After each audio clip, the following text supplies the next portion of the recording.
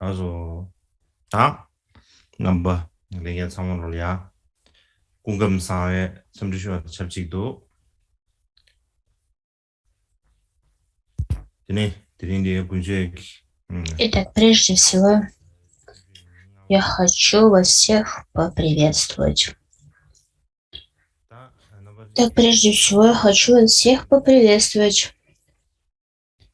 Сегодня 5-й день наших учений. Вам меня слышно?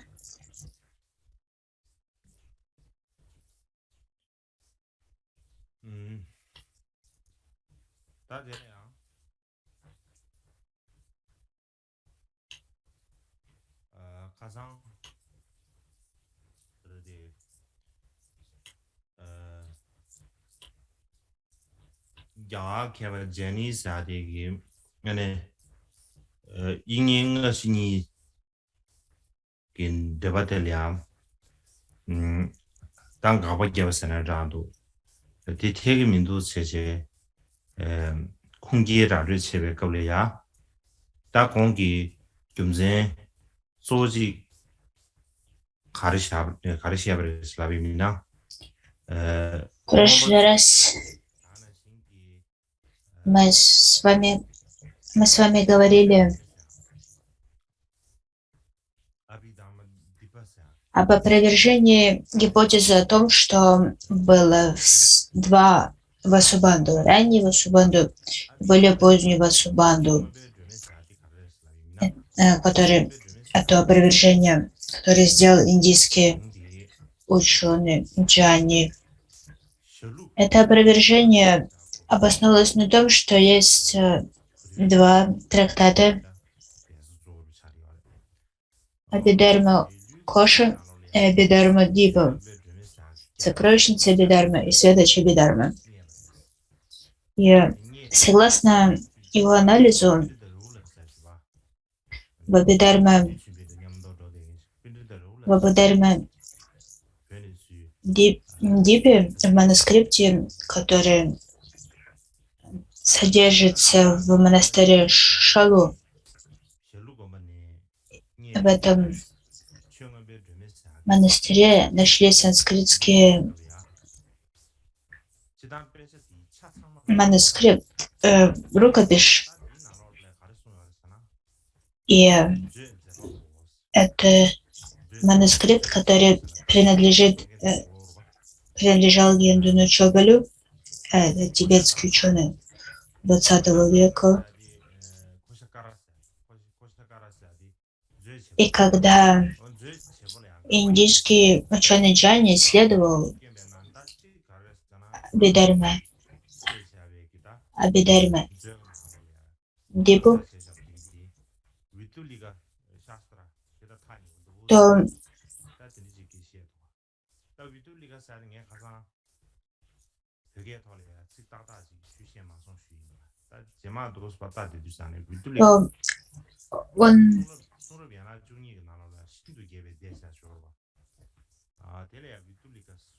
он опирался на тибетский текст, и поэтому, согласно этому, мог и в Абидharma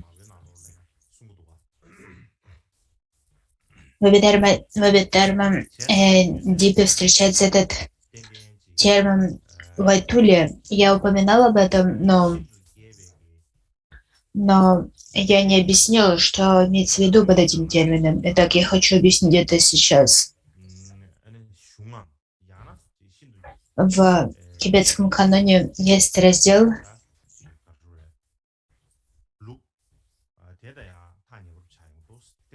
который называется раздел Абидharma Питаки, в котором входит очень много текстов. Этот раздел называется традиция обширной дармы. И это раздел Абидharma, который очень близок к Махаяне. И поскольку в Абидharma Дипе содержится критика, опровержение Абхидharma Коши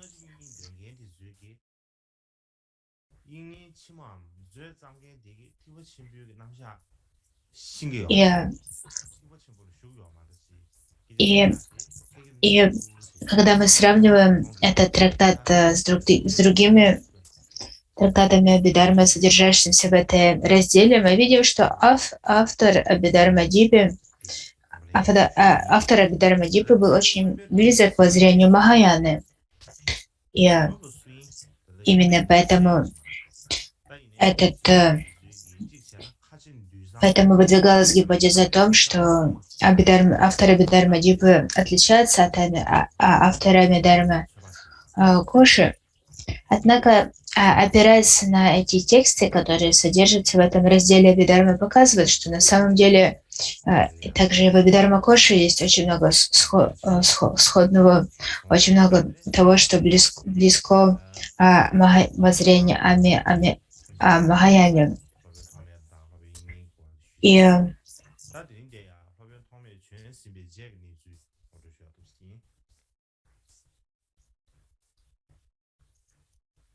это то, что я хотела объяснить более подробно о том, что я упомянул касательно Абхидharma-дипы в прошлый раз.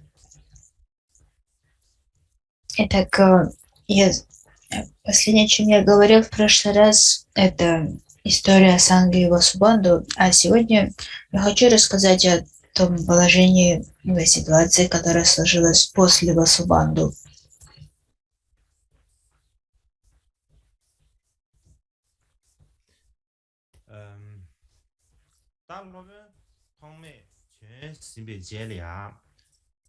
Tene kepa mangbuchi ki kongi tsam shabe ki tsam chu ke che shu semsam sunju ba.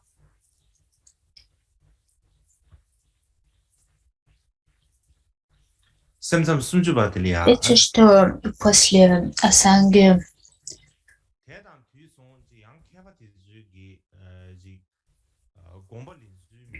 многие учения создали комментарии на его трактаты. Точно так же и после Васубанду многие ученые создали комментарии на его трактаты, в том числе и на 30 строф Теремщику. И различные ученые по-разному понимали смысл этого трактата, и поэтому они все развили различные аспекты понимания 30 строф. И поэтому выделились несколько различных подшкол внутри Читаматры. И среди этих подшкол либо двух секций Читаматры. Главной среди этих школ были школы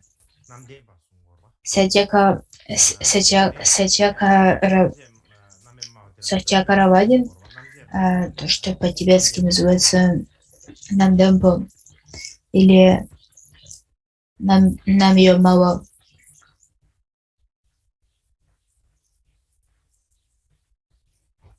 И либо также их называют те, кто считает, что аспекты ума на самом деле существуют. И второе подразделение, либо вторая секция, то, что на санскрите называется Нирака Равадин, либо Намджумма, Наммао на тибетском. Те, кто считает, что эти аспекты ума, которые проявляются как внешние, на самом деле не являются истинными, они всего лишь это всего лишь воспринимающий ум, который на самом деле существует. Итак, в том, что касается первый из них,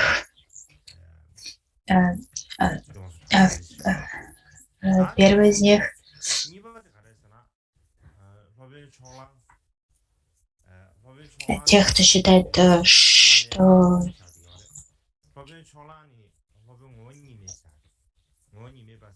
Что касается второй из них, Нира Каравардинов, либо школа Намджумпы, те, кто считает, что аспекты ума истинно не существует, то это подразделение Читаматры развилось на основе обоснования мастера Гунамати и затем Стирамати, которые жили в V веке. Тогда как Сатья Каравардин, либо Намдамбо, те, кто считает, что аспекты ума истинно существуют, это то, что получило свое развитие начиная от Дигнаги и Ашвабавы и Дармапалы. И эти два термина, Нира Каравардин и Сатья Каравардин, те, кто считает, что аспекты ума истинно не существует, и те, кто считает, что аспекты ума истинно существует, они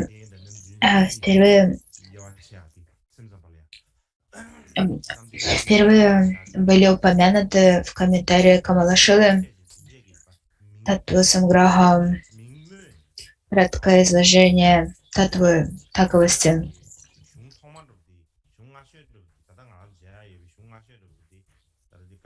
Комментарии на трактат Камалашилы, этот трактат Камалашилы, который написал Шантаракшита. И как раз опираясь на трактат Шантаракшиты, это разъяснение Татва Самграхи Камалашилы, эти два термина стали употребляться, получили свое распространение.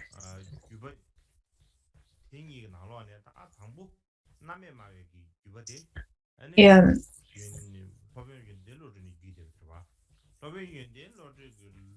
из этих двух традиций, давайте на русском будем называть истинными аспектарианцами и ложными аспектарианцами. Те, кто утверждает, что аспекты существуют истинные, те, кто существует, что они не утверждают, что они не существуют истинные, то традицию истинных аспектарианцев Гунамаджи была принесена из Индии в Китай мастером Идзином после того, как распространилась школа, которая основывается на Махаяна Самграхе, кратком изложении Махаяны. А вторая традиция ложных аспектарианцев Дигнаги, Ашвабавы и Дармапалы была принесена в Китае Сюаньцзанем. Это был ученик Шилабадры, который жил в VI веке. И благодаря ему получила свое распространение школа, которая называется школа характеристик Дharмы, Чоннамбэджупта. И сейчас давайте поговорим о самых важных мастерах школы только Ум Читаматра после Васубанду.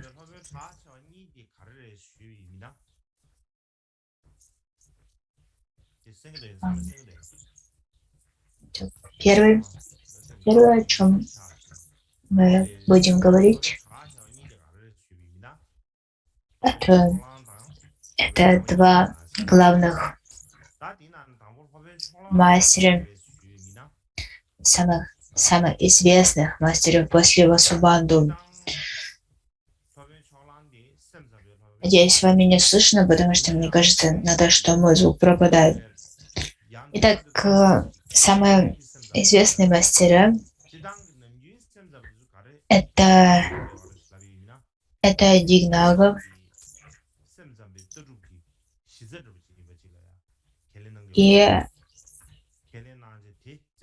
и Ашвабава. Дигнага был мастером Читамадры, но его воззрения немного отличались от традиционной Читамадры. И Дигнага не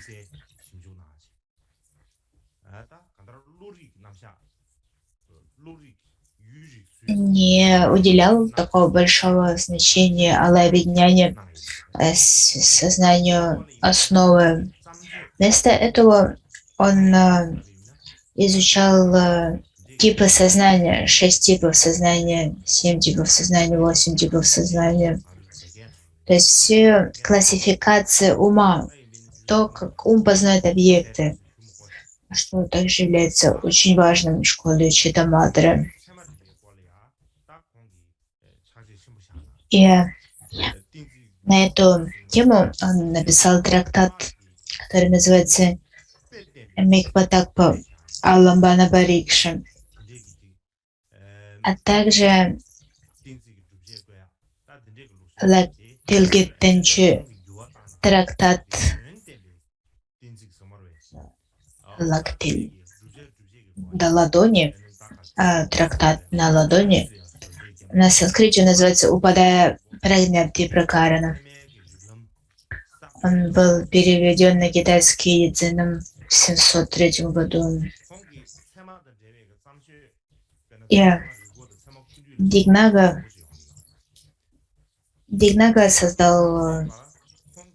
внес большой вклад в развитие буддийской логики. И он по-новому взглянул на эти 9 обоснований, логических обоснований. И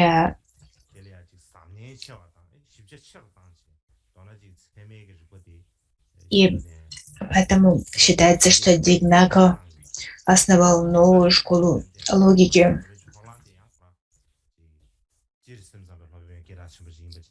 Трактаты, которые самые важные его трактаты, включают Ньяя Мукху, Темарико, видение, логику, а также Прамана Самучая, Темакунду, краткое изложение обоснования Прамана. И более поздний мастер, ученик Дигнаги Дharmakirti, больше развил систему логики Дигнаги и сделал ее более детализированной, более четкой. Поэтому считается, что Дharmakirti является вторым наиболее важным мастером буддийской праманы, логики. Что такое Ашвабава? Пальчер на тибетском. Ашвабава более всего известным комментарием на трактат Асанги Махаяна Самграха, краткое изложение Махаяны. И это считается, что это второй основополагающий трактат, разъясняющий смысл Махаяна Самграхи вместе с комментарием Васубангу. И он совершенно необходим для изучения Махаяна Самграхи. Кто же были другие известные мастера Читамадры? Говорится, что было всего 10 комментаторов, 10 мастеров, которые создали свои комментарии на Тримшику, 30 стихов, 30 строф. И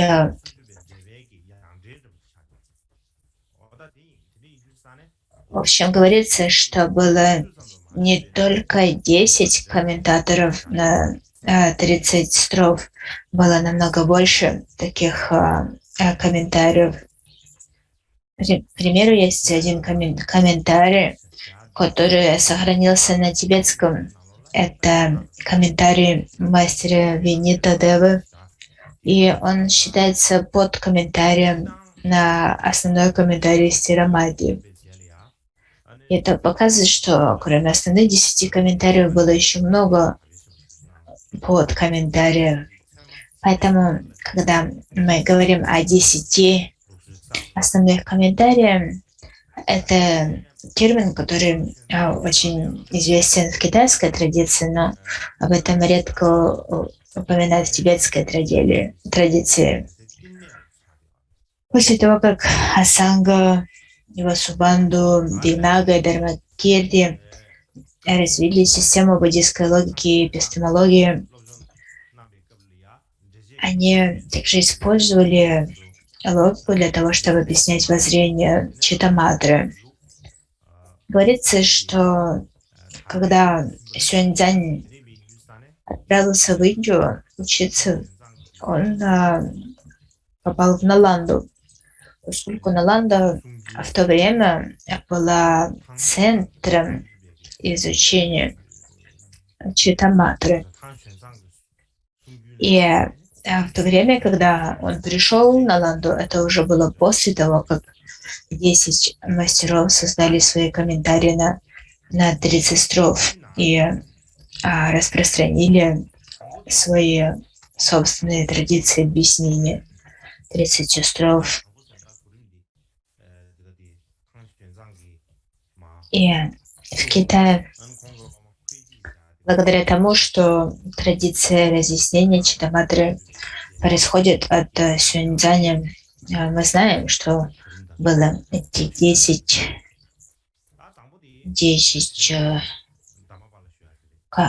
комментаторов. Итак, кто эти 10 комментаторов? Первый из них — Дharmapala. И порядок, в котором я буду рассказывать о них, это порядок, который содержится в трактатах самого Сюаньцзяня. Итак, первый из них, Дharmapala, считается одним из самых известных мастеров Читаматры после Васубанду, во время после Васубанду. И он жил примерно в VI веке. И он был тем, кто систематизировал традицию истины аспектарианцев Читаматры. Он был учеником Дигнаги. И говорится, что он родился в Южной Индии. И говорят, что он обладал очень развитым интеллектом. То есть от природы он был очень умным. И поэтому он стал таким выдающимся ученым. И согласно традиционным преданиям, он был назначен наместником Наланды, когда он был еще молод. И у Дharmapala было много выдающихся учеников, включая Шилабадру, о котором я уже упоминал.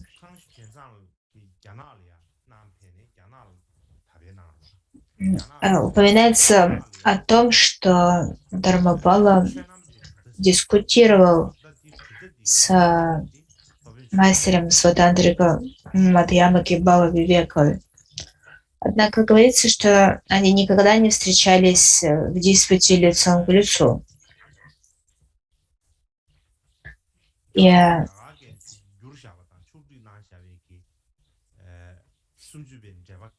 именно изложение Читаматры, данное Дharmapala, это было именно то изложение, которое Сюаньцзянь пропагандировал, когда вернулся в Китай.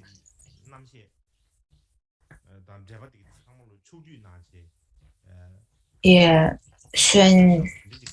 Сюаньцзянь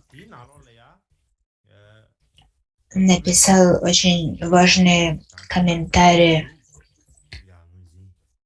по Читаматре, который называется в переводе с китайского трактат, который доказывает истинность Читаматры. Намбари Пацанду Джубетенчу. И в этом трактате Xuanzang говорит, что он принимает объяснение Дharmapala как истины. И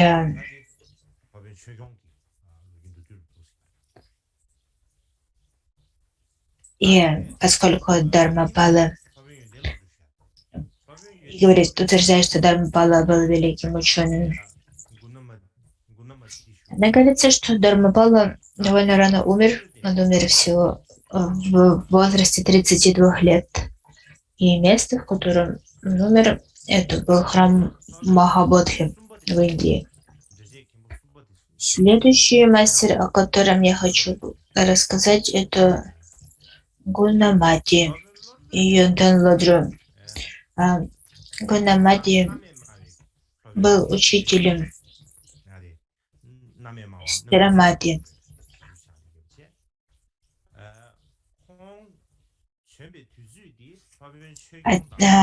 Его третий мастер, его ученик Стирамати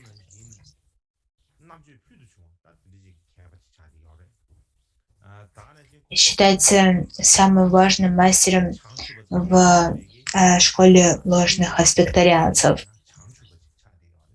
И он жил в то же время, что и Дharmapala.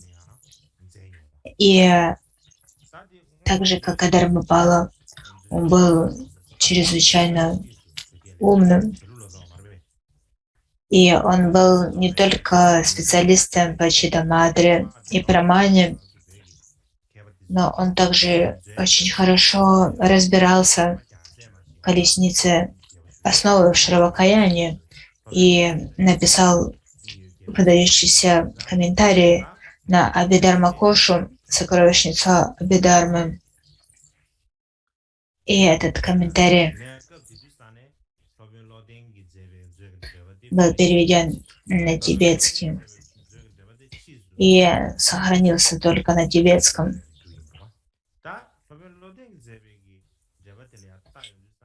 Есть еще другие комментарии Пура Варданы и Йошамидры, которые также считаются очень важным.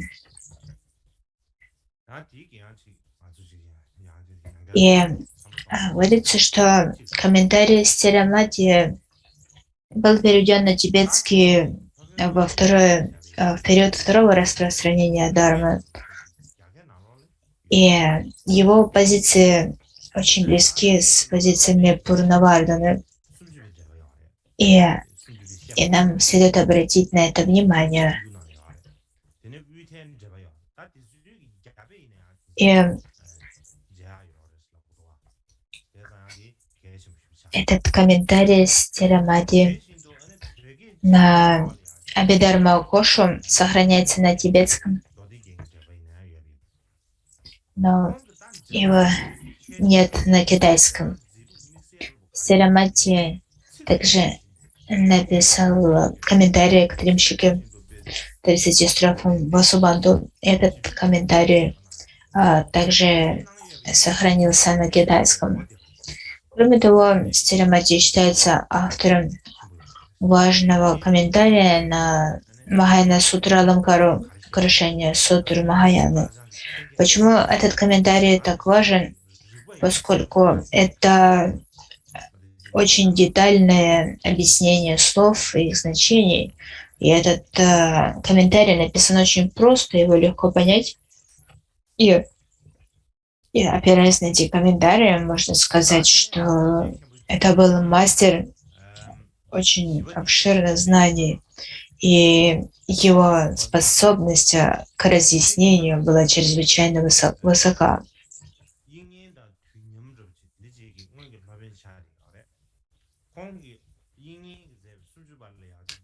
И затем среди этих 10 комментаторов. Следующий — это мастер по имени Бандушри. Говорится, что он жил в то же время, что и Васу Банду. И он написал краткое изложение Тримщики 30 строф, но этот текст не сохранился. Следующий мастер — это мастер по имени Нанда. Возможно, Нанда был учителем Джина Сены, но мы мало знаем про него. Следующий — это Шудхачандра. Шудхачандра был современником Стирамади. Седьмой — это Читрабана.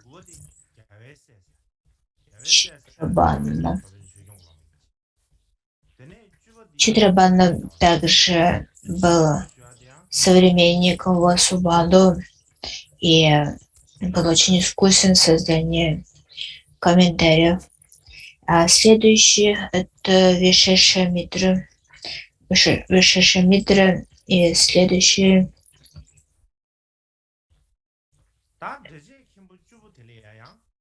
это Джинапутра, был учеником Дharmapala. И последний — это Джана Чандра, который также был учеником Дharmapala.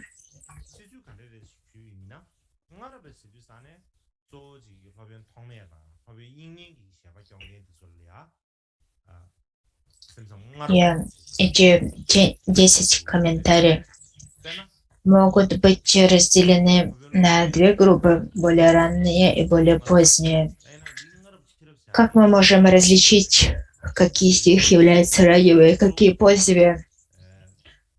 Ранние — это те комментарии, в которых в основном повторяется разъяснение о Санге и Васубанду, к примеру, как комментарий Стирамади. И поэтому это разделение не на хронологической основе, комментарии, которые более ранние хронологически, более поздние хронологически. Однако это разделение на основе тех, кто разделяет позицию Асанги, Васубанду, и те, кто ее не разделяет. Именно те, кто разделяет, это ранние комментаторы, а те, кто не разделяет, это поздние комментаторы.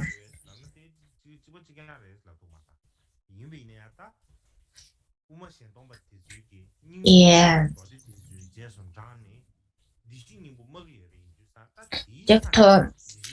те, кого мы называем ранними комментаторами, их воззрение очень близко с позицией школы Татагата, горбы природы Будды.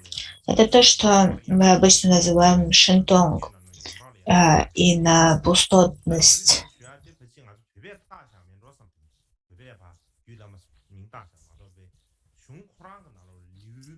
Однако при этом следует понимать, что тибетский шинтонг отличается от индийских основ разъяснений Читаматры.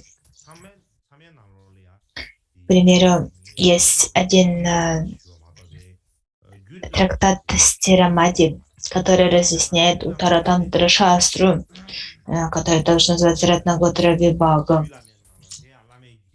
И этот трактат сохранился на китайском. И в китайском комментарии Уттаратантра Шастра называется Ратнаготра. То есть это название Гью-лама. Уттаратантра Шастра — это скорее тибетская традиция, тогда как изначальное название этого трактата — это Ратнаготра Вибхага. Развлечение либо разъяснение драгоценной семьи Будды. И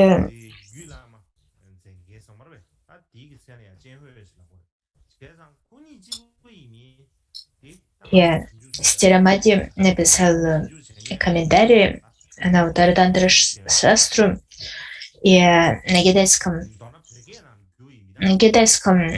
автор этого комментария называется Дзяньхуэй.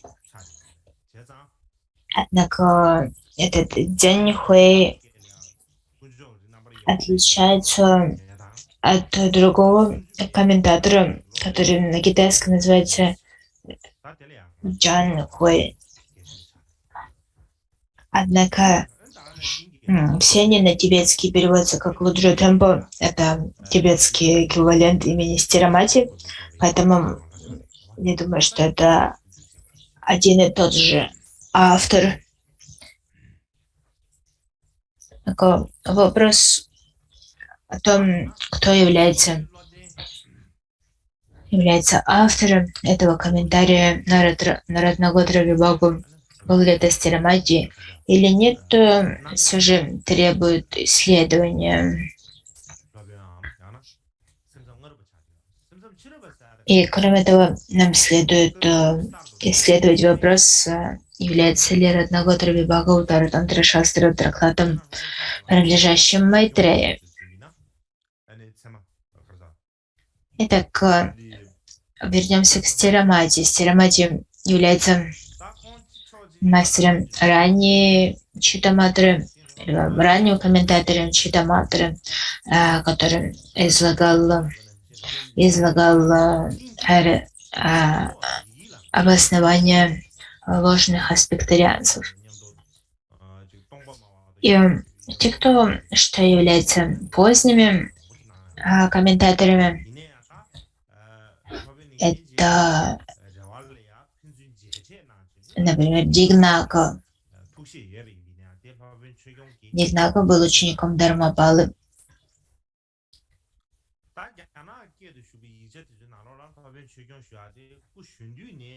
И,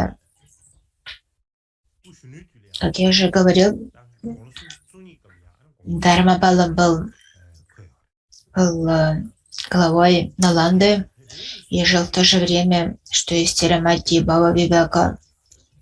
И есть упоминание о том, что Бхава Вивека писал письма Дharmapале, опровергая его воззрение шуньяты, пустотности и существования, и хотел встретиться с ним, чтобы провести публичный диспут, но Дharmapala отказался. В китайских источниках говорится, что Дharmapala умер в раннем возрасте 32 лет.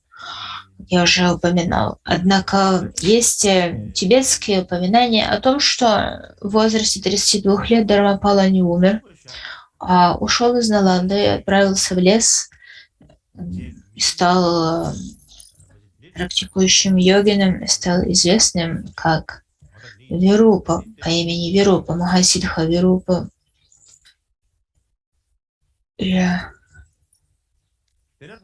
Вирупа считается одним из основных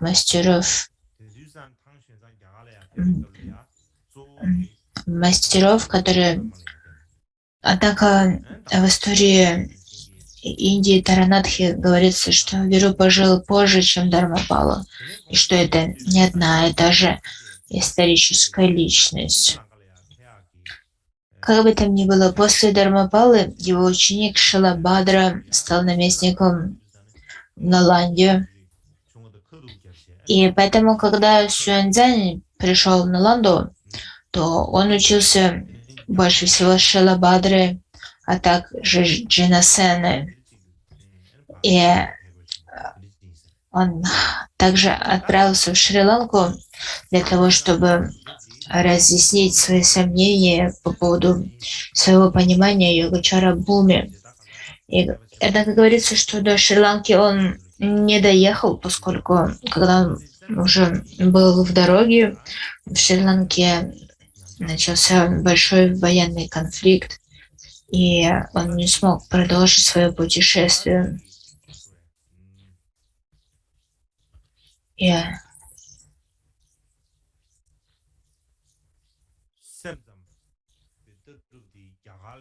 говорится, что после Чандрагоми был учеником Стирамати, что после Чандрагоми традиция Читаматры начала приходить в упадок в Индии. И это короткое изложение того, как Читаматра распространилась в Индии. Если бы мы захотели рассказать об этом подробно, это бы заняло много времени, но, к сожалению, у нас нет времени. Однако, возможно, в будущем, если мне будет время, я хотел бы написать историю о распространении Читаматры в Индии.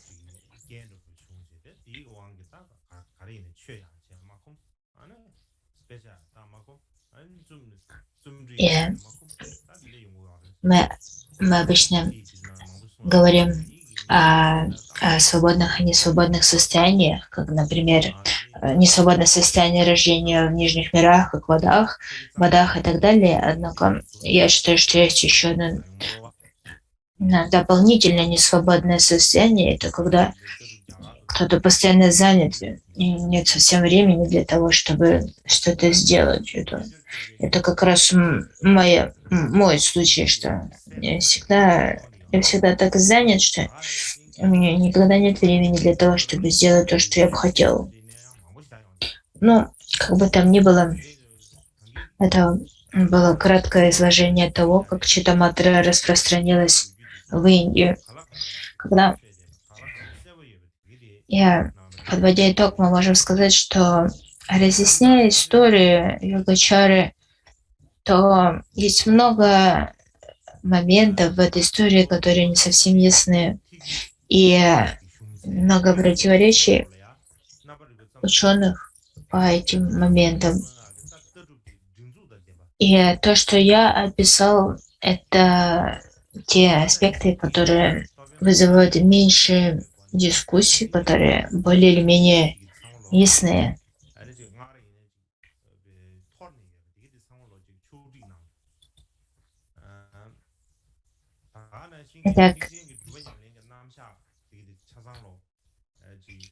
Итак, воззрение того, что все явления являются проявлениями лишь ума, были систематизированы в трактате Асанги Махаяна Самграха.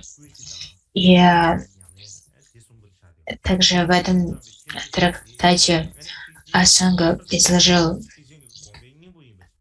описание 3 природ, 3 лакшаны и алая вигняны, сознание основы. И таким образом заложил основу этим трем важным аспектам школы Читаматры. И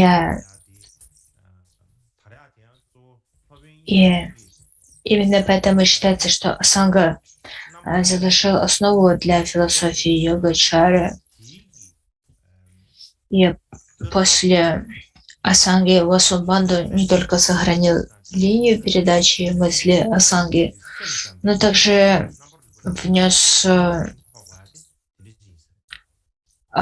большие изменения и улучшения в изложение того, чем является ум. И именно благодаря ему школа Читаматры получила свое развитие.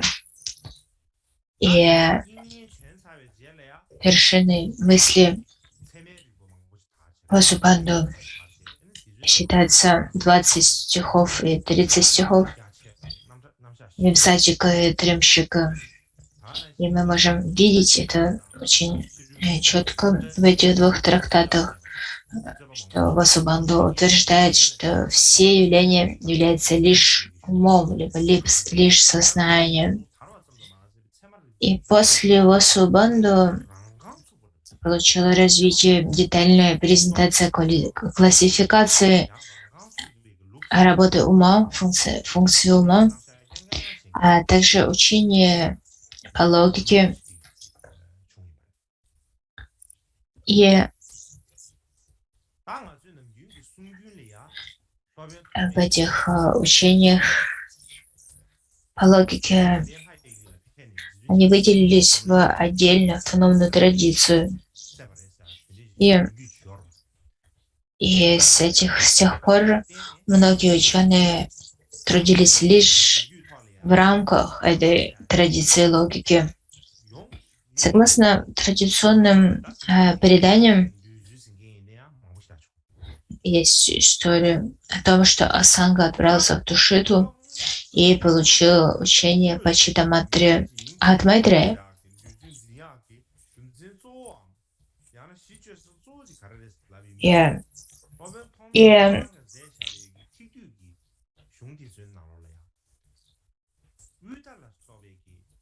И основываясь на этом изложении, есть ученые, которые считают, что Майтрея был реальной исторической фигурой. И они опираются для этих утверждений опоры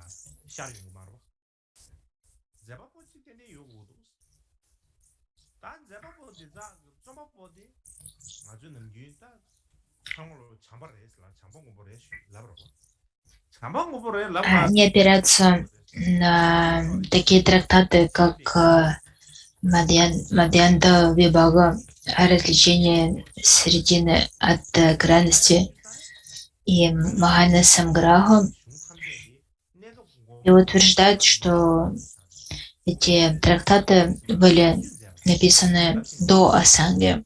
Если они написаны до Асанги, то кто же является их автором?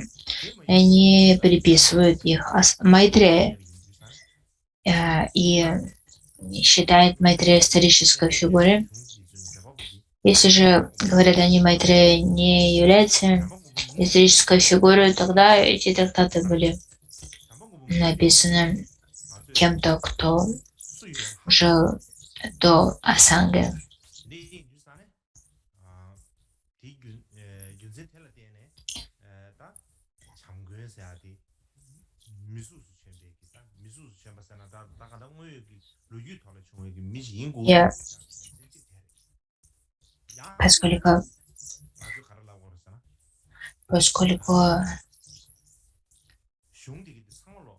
Поскольку упоминание о Мадьянта Вибаге встречается в Махана Самграхе, то именно опираясь на это мы можем утверждать, что Мадьянта Вибага, который считается одним из 5 трактатов Майтрея, была написана до Асанги.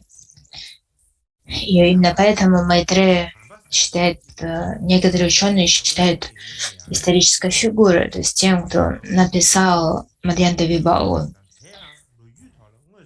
Но это также довольно сложный вопрос, поскольку если мы считаем, что Майтрея на самом деле существовал как историческая личность, то это должен был быть какой-то очень известный ученый, основатель школы Читаматри. Однако упоминаний о таком ученом у нас нет. Если же Майтрея не был исторической фигурой, говорят они, тогда альтернатива этому не то, что все эти работы, которые приписываются Майтрея, на самом деле были написаны Асангой. И выводом из этого будет то, что школа Йогачара развилась благодаря Асанге. Тогда похоже, что школа Йогачара возникла внезапно во время жизни Асанги. Однако, если мы взглянем на это в исторической перспективе, мы увидим, что еще до жизни Асанги постепенно развивалось то, что сформировалось как йогачара. Как я уже говорил, было много практиков, йогинов, и которые эти йогины практиковали в школе Сарвастивада.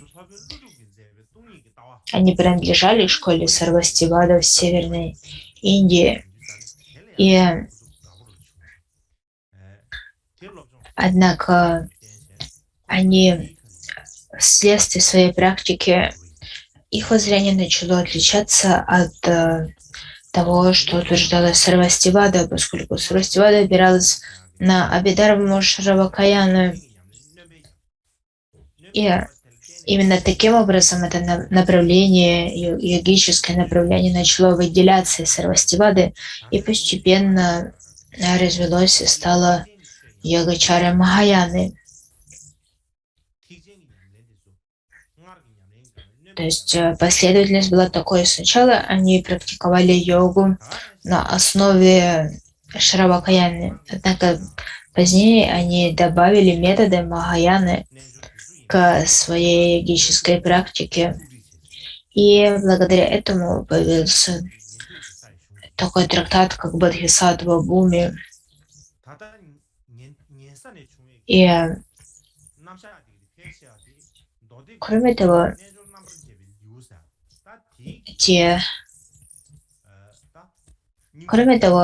все предыдущие практики,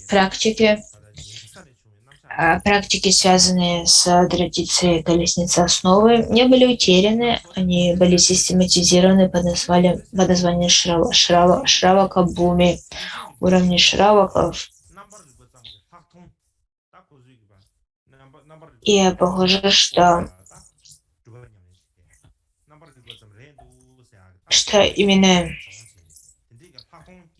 именно то, что стало главной сутью главы под названием глава, которая объясняет йогу в Самдхи-Нирмочана Сутре. И почему?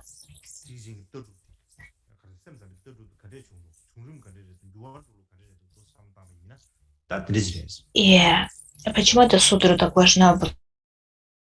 Поскольку она излагает опыт йогического прозрения в практике Махаяны. И она показывает нам, в чем заключаются истоки школы йогачары, откуда она произошла. Как я уже упоминал, что изложение, содержащееся в Бодхисаттва Бхуми, это краткое изложение всей сути Махаяны. И это тоже изложение, которое содержится в Махаяна Сутра Аламкаре и Махаяна Самграхе. И именно благодаря написанию Махаяна Самграхи Асанга — это изложение позиции, философской позиции Читаматры получило свое завершение. И так же, как я уже говорил, истоки йогачары мы можем найти в школе Сарвастивада.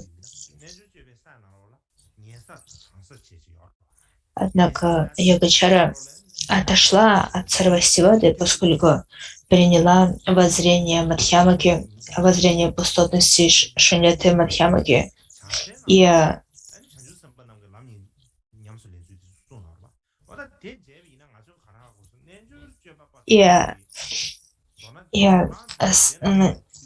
добавила их к воззрению колесницы основы.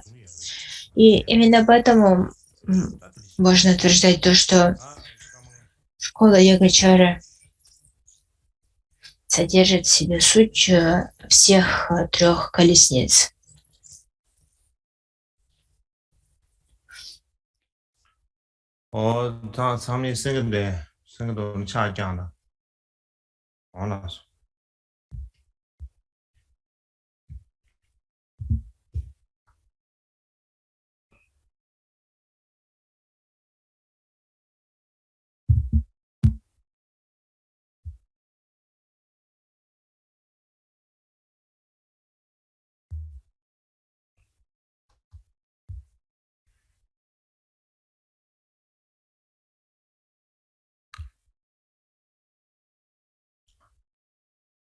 说他的呢，想了呀，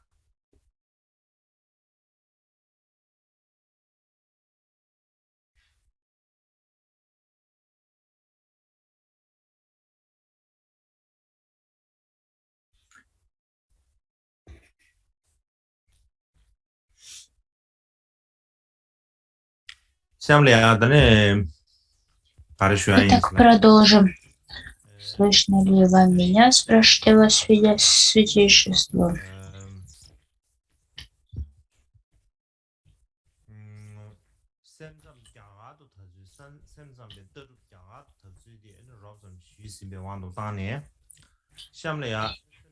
Итак, я вкратце описал вам, как Читаматра распространилась в Индии.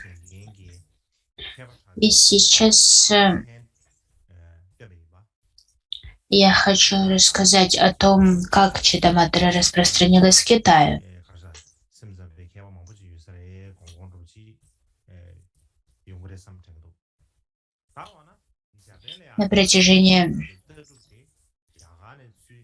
На протяжении всех этих первых дней я упоминал имена многих японских ученых, и у вас могло создаться впечатление, что в Японии очень много специалистов по Читаматре.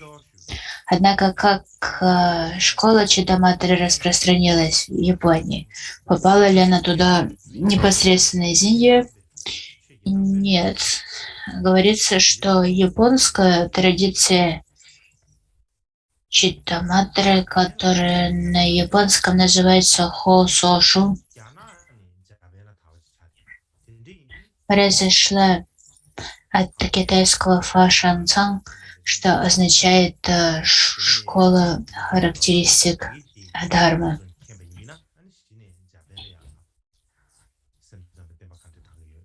И Читаматра попала в Японию из Китая. Именно поэтому нам нужно сначала рассмотреть, как Читаматра попала в Китай и какие особенности приобрела там. И лишь затем мы сможем обратить внимание на то, как Читаматра попала в Японию. Итак, сейчас я хочу рассказать о том, как Читаматра попала в Китай. Я расскажу об этом вкратце. Я завтра продолжу рассказывать о распространении этих учений в Китае. И также начну объяснять, как эти учения попали в Японию, а также в Корею. Сейчас мы называем это Кореей, но в прошлом она называлась Шинмо.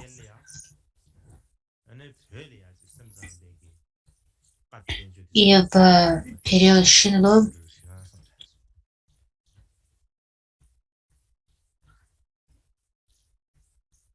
Читаматра распространилась в Корее того времени.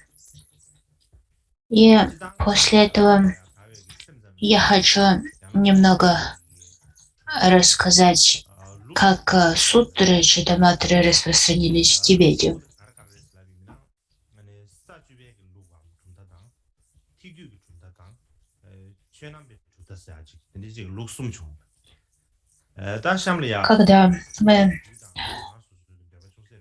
Когда мы пытаемся понять, как Читаматра распространилась в Китае, то мы разделяем это на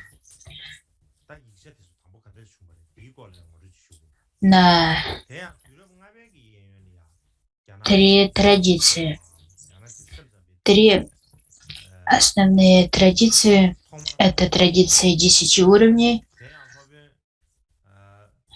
традиция Самуджая, традиция 10 уровней, традиция Дашабумики, затем вторая – это традиция Самуджая и традиция аспектов Дharмы. На тибетском Сочубайлук, Тагдугилук и Чунабайлук. И первый из них — это традиция,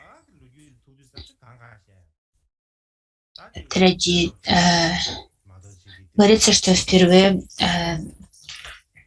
Читаматра была принесена в Китай в V веке мастером по имени Дharmarакша, который жил приблизительно в IV-V веке. И он впервые перевел Бодхисаттва Буми на китайский. И второй перевод был осуществлен Гунаварманом. И считается, что перевод Дharmarакши и Гунаварман — это первые переводы текстов Читаматры на китайскую.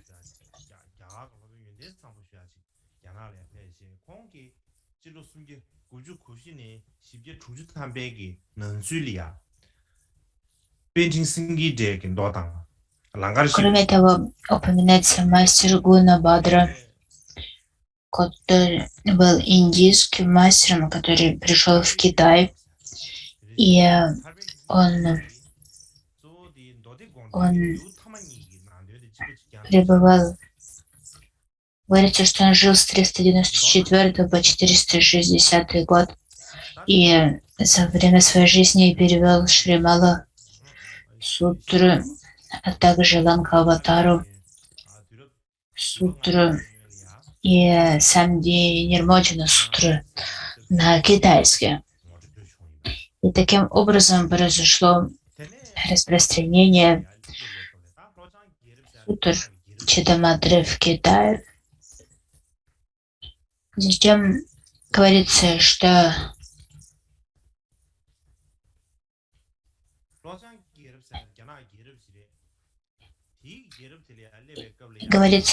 во времена правления северной и южной династий, что знаменует собой династический период в истории Китая,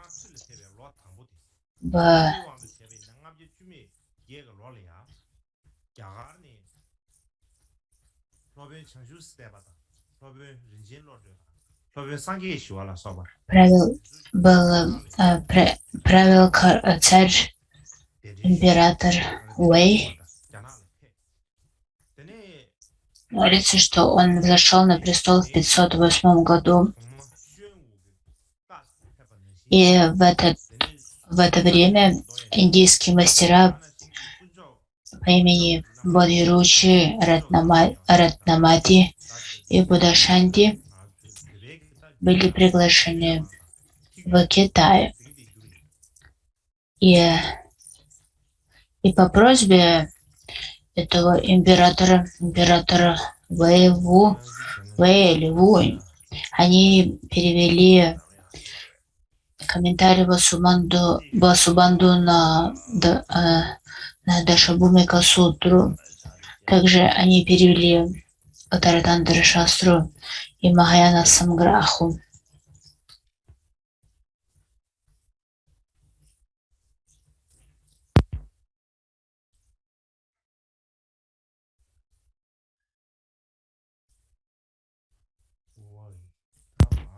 Погодите, мне нужно кое-что исправить в слайде.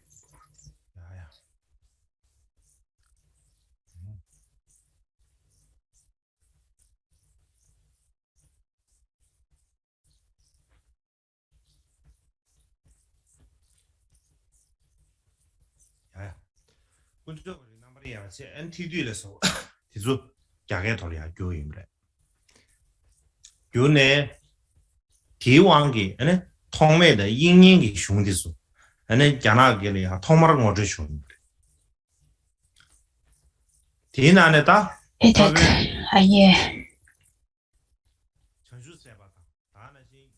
эти мастера перевели Утаратантра Шастру и Махаяна Самграху на китайский. Таким образом произошло распространение работ Асанги и Васубанду в Китае. Также мастера Бодhi Ручи и Гунабадра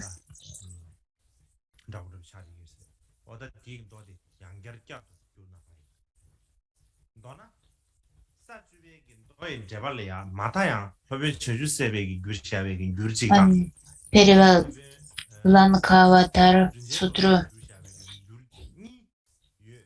и Вимокша сутру, сутру о глубоком освобождении.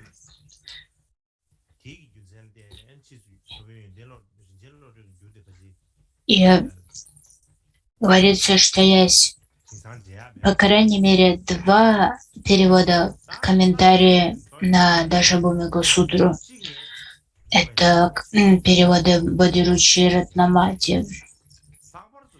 Однако именно второй из этих переводов, перевод Ратнамати, стал очень известным. И комментарий на Дашабхумику сутру считается комментарием на сутру Дашабхумику, сутру о 10 уровнях Бодхисаттвы. Однако в этом комментарии содержится подробное объяснение Алая Видняны, сознания основы. И именно поэтому это положило основу развития целой школы в Китае, которые посвящали себе изучению этого аспекта сознания основы Алая Видняны. И эта школа стала называться школой Дашабхумики, школа 10 уровней. И если вы спросите, почему было так важно изучать этот комментарий на Дашабхумику сутру, то японский ученый Учу Эничи объяснил это такими 3 причинами. Первое. Он сказал, что это текст, который учит пути к просветлению. И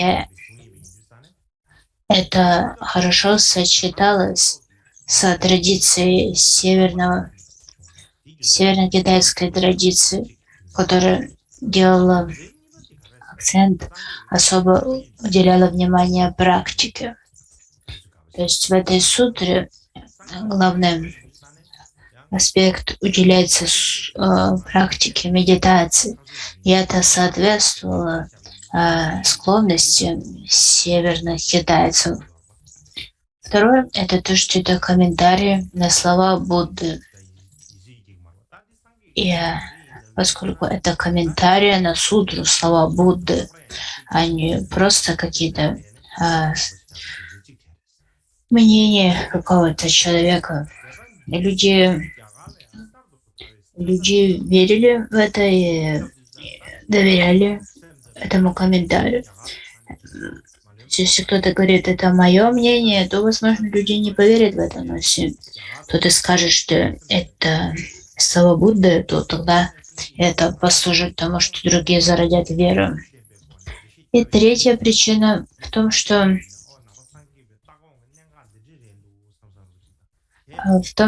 этот комментарий представлял воззрение Читамадри, которое начала распространяться в Китае и объясняла ключевые положения буддизма систематическим образом. И поэтому людям это очень нравилось. Это было очень привлекательно, и именно поэтому столько людей в Китае интересовались этим комментарием на Дашабхумику. Однако позже эта школа 10 уровней, школа Дашабхумики, разделилась на две части. Первая называется Дао Шун на китайском, и также называется Бэй Тао, что означает «северный путь» либо «северная традиция». И она происходит от мастера Дао Шун. И затем вторая традиция – это южная традиция, либо южный путь Нандао, которая отличалась от первой. И если вкратце писать их позиции, то традиция Бэйдао Северного пути утверждала, что сознание основы Алая Вигняна загрязнена и подвержена природе возникновения и исчезания. То есть она обусловлена, возникает и исчезает. Однако традиция Нандао Южного пути утверждала, что сознание основы Алая Вигняна не запятнано. Это чистая мудрость чистая по своей природе. И, кроме того, северная традиция утверждала, что все явления возникают из Алая Вигняны и поддерживаются Алая Вигняны, тогда как южная традиция утверждала, что все явления возникают из Дарматы, природы всех явлений, либо таковости, и поддерживаются таковостью. И из-за этого различия в позициях и утверждениях между этими двумя школами возникли ожесточенные диспуты, ожесточенные дебаты, и они, мастера этих двух школ, опровергали друг друга.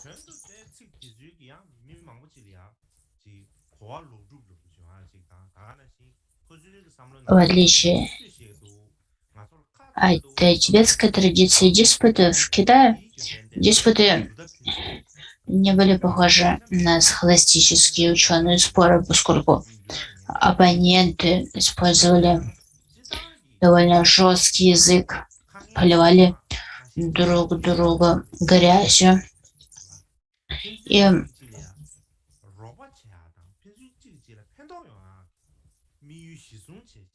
в результате это привело к большим разногласиям между школами.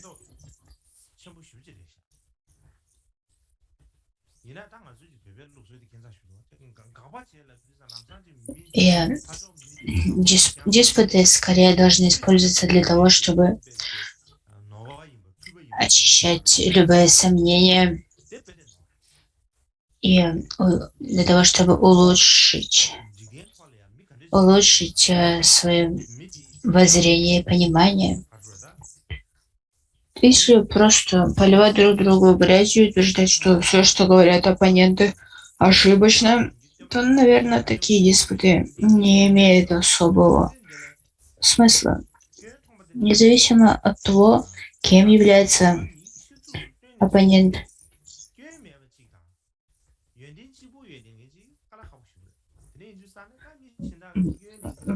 Нужно искать в нем качества, а не только недостатки. Поскольку среди обычных людей нету тех, кто наделен лишь качествами и свободен от недостатков. Лишь Будда свободен от недостатков. Поэтому, если в людях мы пытаемся видеть лишь недостатки, то тогда это довольно бессмысленно. Это не поможет нам улучшить наше философское воззрение, не принесет пользы нашему пониманию, и поэтому важно обратить на это внимание. Говоря в общем, логическое опровержение, дискуссии очень важны, поскольку они очень полезны в рассеивании наших собственных сомнений. Они полезны в том, чтобы мы развивали ясность, понимание, четкость восприятия. И, к примеру, Дже Цонгапа развил много новых изложений философии Мадхьямаки. И у него было много новых идей, которые ранее не выдвигались. И поскольку это было так ново, очень многие опровергали то, чему учил Дже Цонгапа, то как он к этому относился. Он относился к этому так, что это очень полезно, что это очень помогает мне, говорил он. И я согласен с этим, что такие конструктивные диспуты, они очень полезны. Итак, вернемся к распространению читаматры в Китае. В каких социальных условиях происходило это распространение? Говорится, что в то время южный путь стал более распространенным. И она получала новое название Хуэйгон, свет мудрости. И считается, что эта школа стала коронной драгоценностью всех ученых того времени.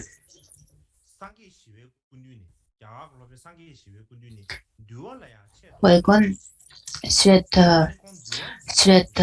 прагни, цвет мудрости, был главным ученым того времени этой школы. Именно по его имени она была названа. Говорится, что этот Хуэйгон занимал важное положение в монашеской санхе и имел большое влияние. Говорится, что он изучал Винаю у Будда Шанти и стал известным держателем линии передачи Виная и учения Виная. И говорится также, что он основал особую линию Виная. Кроме того, согласно его биографии, он изучал Аватамсаку, сутру Махапаринирваны, а также сутру учения Амалакирти, даже Бхумику, а также Бодхисаттва Бхуми. И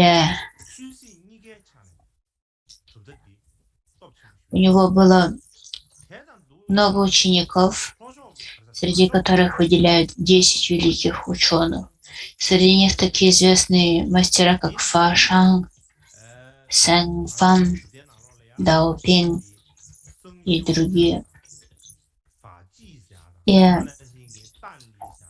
то есть это мастера, которые были очень известными учеными в Южной школе и также обладали большой политической, религиозной силой во время правления династии Вэй и Ци.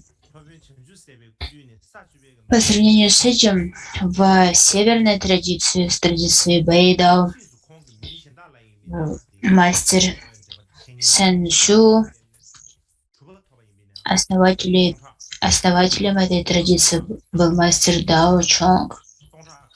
И говорится, что он посвятил 3 года изучению комментария на Дашабхумика Сутру. И затем он учил этой сутре других, и в результате 1000 человек достигли освобождения. Однако, несмотря на его усилия, незадолго после этого традиция Бэйдао, северной традиции, начала приходить в упадок, и затем слилась с традицией Самучая.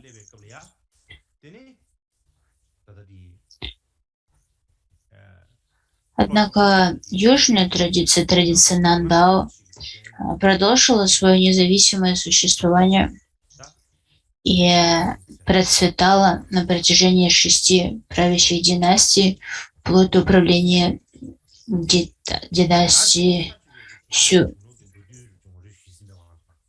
И в конце правления династии Сю, на начале правления династии Танг, она также вошла в школу самучая, которая по-другому называется школой Аватансаки. И третья из этих 3 основных школ — это школа самучая. В Китае выделяют 4 великих переводчика. Кто эти великие переводчики с санскрита на китайский? Первый — это Кумараджива. Кумараджива, скорее всего, не был китайцем.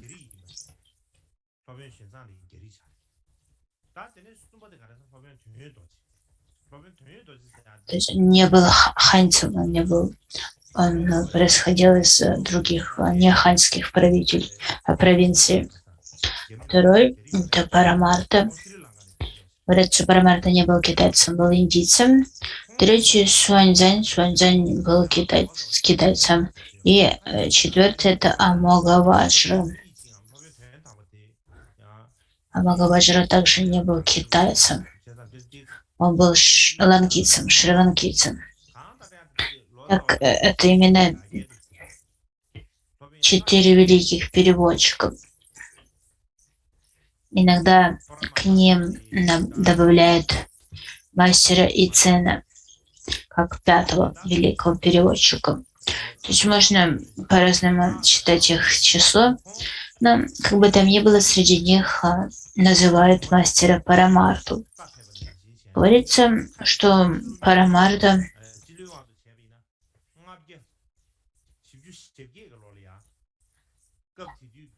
был индийцем, был индийским мастером.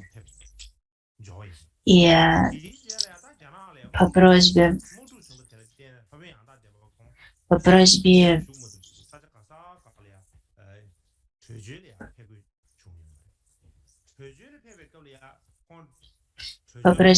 императора Ланвути он прибыл в столицу Дзянье во 2-й год правления Тайцинской династии. Это 548 год. И после этого в Китае началась очень большая война, которая распространилась во многие районы. И несмотря на это, он перевел много сутр и трактатов, когда перебывал в Китае. К примеру, он перевел Ваджрачидику сутру золотого, то есть алмазную сутру золотого света, а также переводил трактаты Читаматры, включая Мадьянта Вибагу, также трактат о Трилакшине, который называется Винернита Питака Шастра. И он также приложил большое усилие к изучению и распространению Абхидharма Коши и Махаяна Самграхи. Главное, в том, что Парамарта, после того, как он прибыл в Китай, он перевел очень много сутр и шастр. И главный его вклад как раз в переводе трактатов Читаматры.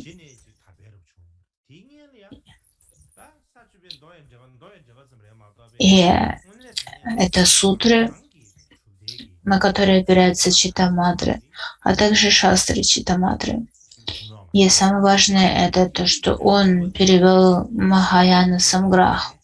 И благодаря этому философия Читаматры во всей полноте попало в Китай. То есть до этого было фрагментарное распространение читаматры в Китае, но не было полного распространения. И именно благодаря переводу Махаяна Самграхи вся полнота системы читаматры распространялась в Китае. И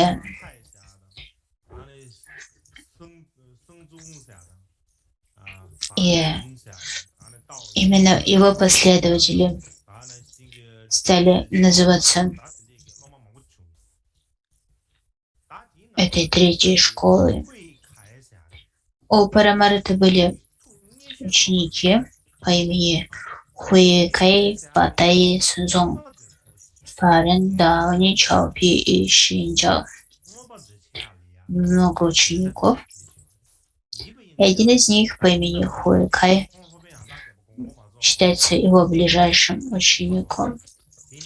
И он был специалистом по Абидарма Коше, сокровищнице Абидармы. Говорится, что им не было равных в знании Абидарма Коши. Но было довольно печально то, что он умер раньше, чем Парамарта, что очень сильно опечалило Парамарту. И он собрал тогда своих других учеников, Дауни, Ши-Цао, других, и он заставил их пообещать, что они будут распространять учение Махаяна Самграхи и Абидарма Коши. Один из этих учеников, Дауни, он был помощником Парамарты и был с ним до самых последних дней жизни Парамарды. И говорится, что он приложил наибольшие усилия для того, чтобы распространить учение Махаяна Самграхи. И в то время в Северном Китае сложилась ситуация, что буддизм был почти полностью уничтожен. Это похоже с той ситуацией, которая сложилась в Китае в результате деятельности императора Лаландармы. Говорится, что цзянги, учения полностью были уничтожены в 577 году. И в результате этого очень многие ученые бежали с севера в Южный Китай. И бежали в то время означало очень сложное путешествие. Это на самом деле сейчас все районы Китая связаны между собой, но в прошлом между Северным Китаем и Южным Китаем не было таких больших связей. Поэтому, когда эти ученые бежали из Северного Китая, в которых буддизм подвергался гонениям и был полностью уничтожен на юг, на юге они впервые установили связь с трактатом Махаяна Самграха и получили возможность изучить его. И затем, когда позже они смогли вернуться к себе на родину на север, то они начали распространять Махаяна Самграху на севере. И в этой традиции, которая процветала на севере, в результате их активности имела свои особенности.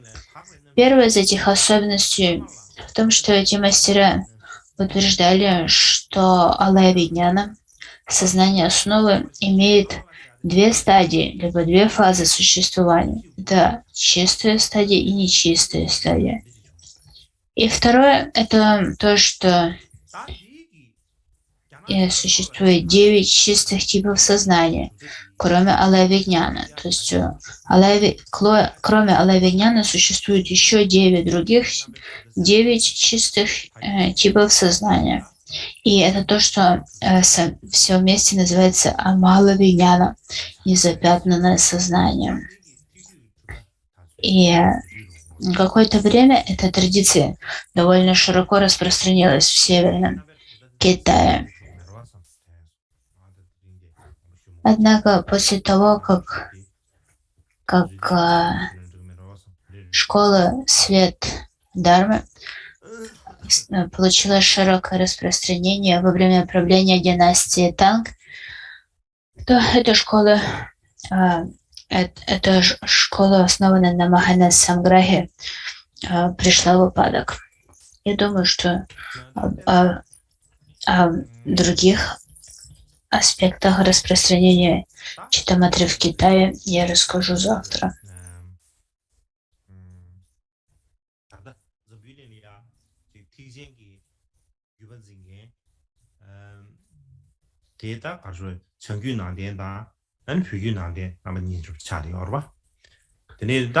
Я уже упоминал,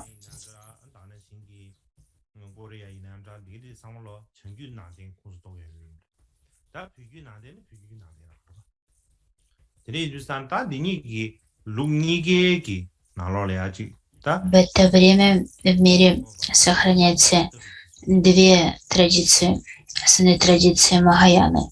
Это китайская традиция и тибетская традиция. Тибетская традиция называется северная традиция, а китайская традиция — это южная традиция. И китайская традиция также охватывает Японию и Корею, поскольку в эти страны Дharma попала именно из Китая.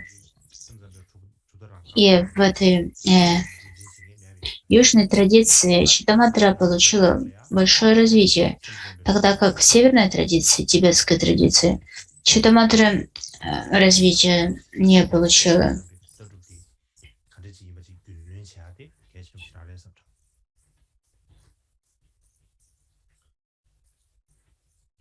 И не было ученых, выдающихся ученых, которые были бы держателями и пропагандистами именно школы Читаматры. Однако в Китае такие ученые были, и поэтому об этом важно знать. Если мы не будем знать об этом, мы будем похожи на лягушку в колодце,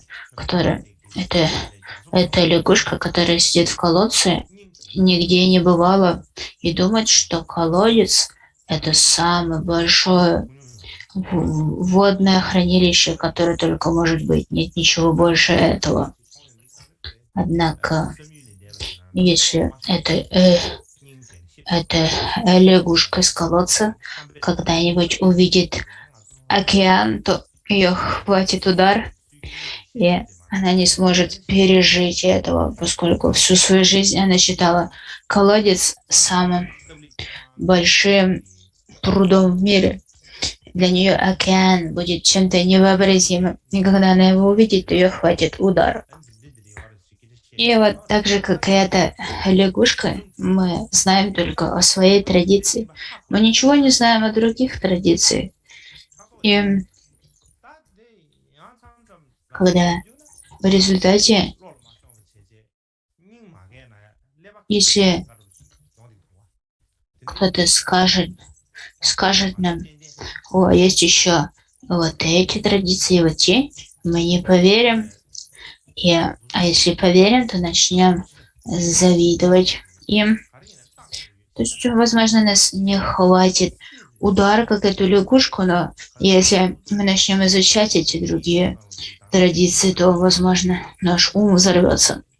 Поэтому очень важно не быть зацикленными на своем, открывать свой ум и пытаться увидеть и понять как можно больше, получить как можно больше знаний. Часто мы говорим: что, что нет ничего более великого, чем учение Будды. Однако, к примеру, в учение Будды входит 5 великих наук. Однако мы не изучаем всего этого. Мы не хотим знать другие взгляды. Как только мы слышим какие-то другие взгляды и воззрения, мы сразу опровергаем их, говорим, вы не правы. Мы очень категоричны в своих осуждениях, и мы отбрасываем все, что не сочетается с нашим собственным мнением. И в результате этого мы сами начинаем отставать и не можем улучшаться, не можем развиваться и улучшать свои знания. Если мы хотим изменить эту ситуацию, нам необходимо открыть свой ум, нам необходимо зародить в себе доверие и на основе этого доверия пытаться развить понимание, в особенности, и если мы можем, кроме этого, нам следует изучать письмена на других языках. А для того, чтобы иметь такую возможность, прежде всего необходимо изучать сам язык. Что происходит, это то, что в Гималайском регионе есть много людей, которые могут изъясняться на поломанном английском. На этом английском они могут говорить о еде, напитках. Однако этот поломанный язык не помогает в изучении, не помогает в том, чтобы познать другую традицию. И также произошло то, что когда тибетцы бежали из Тибета в Индию, то для того, чтобы сохранить свой язык, тибетцы не пытались изучить местный язык. К примеру, есть воспоминания о том, что когда 16-й Кармапа жил в Румтаке, то ему не нравилось, когда тибетцы пытались изучать английский, к примеру. Однако важно понимать, в чем смысл изучения иностранного языка. К примеру, если мы хотим изучить иностранный язык для того, чтобы изучать на этом основе дхарму, то это то, что следует приветствовать. Однако, если, к примеру, мы пытаемся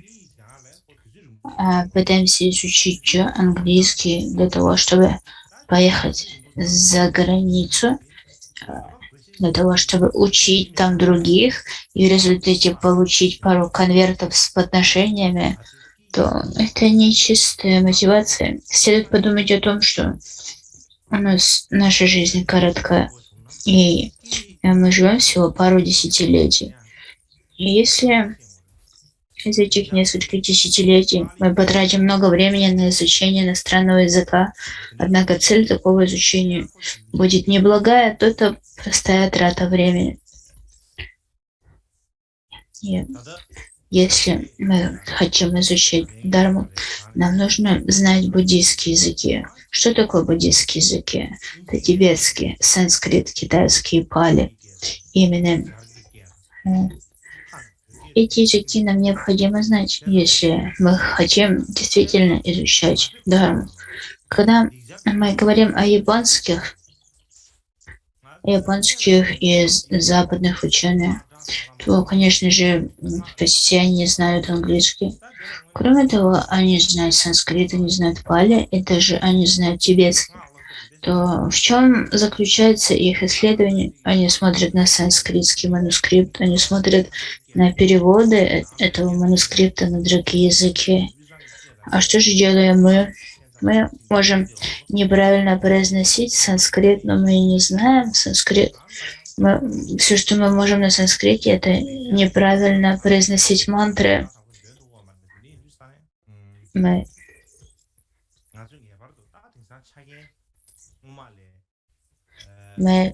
произносим санскрит с различными акцентами, восточными, центральными, тибетскими акцентами.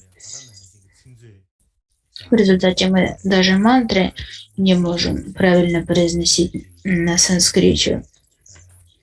И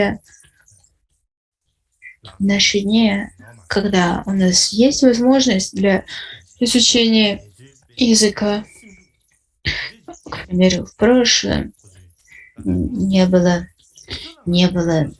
словарей, не было электронных ресурсов для изучения языка. И тем не менее, в прошлом люди обладали такой стремленностью для того, чтобы выучить санскрит и улучшить свою способность к переводу санскрита, то нам следует идти за их примером, следовать их примеру великих переводчиков отцов Тибета. Эти люди преодолели столько трудностей для того, чтобы попасть через Гималая из Тибета в Индию. И в Индии они потратили столько усилий, чтобы изучать санскрит, и в результате перевести столько текстов с санскрита на тибетский. Это то, чем нам следует восхищаться. И восхищаться их мотивацией, их устремленностью. Для того, чтобы следовать их примеру, самое просто относятся к этому: они великие люди, это божества, которые спустились с небес на землю, а мы обычные люди, родившиеся из утробы, у нас нет таких способностей. И с самого начала мы относимся к себе с пренебрежением. И из этого пренебрежения, самопренебрежения, мы развиваем ленность, мы ничего не делаем. Поэтому важно помнить об этом. Итак, я сказал много всего бессмысленного, так что давайте на этом закончим и прочитаем посвящение заслуг.